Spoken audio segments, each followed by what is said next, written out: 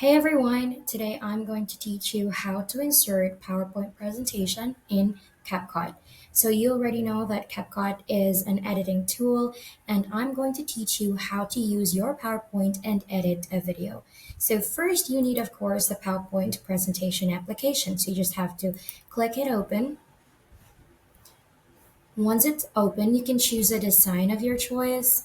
Let's say I will use this one. And then here we go. So I'll just use the blue, then click create. So now that I have them, so let's say photosynthesis, I'm going to use this term. And then, like, let's say it's a lesson one.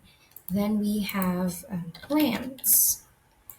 Plants are, and then you add the information there. Let's say I have four slides, and then what I'm going to do is go to File, then you're going to click Export, then click Create a Video.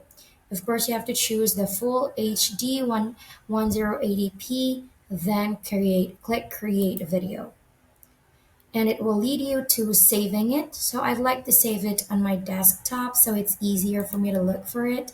Then use the MP4 video as to save it. So once it's saved, you have to then continue opening CapCut. I already have my CapCut downloaded, so you do the same on your PC, or you can use it on your phone if you prefer it. But I'll show you how to use it in a PC. It's going to be the same with the phone anyway. So once your CapCut is open, it may take some time, so you just have to wait for it. Then once it's open, you have to click Create Project. Once you're on that part of Create Project, you have to click Import.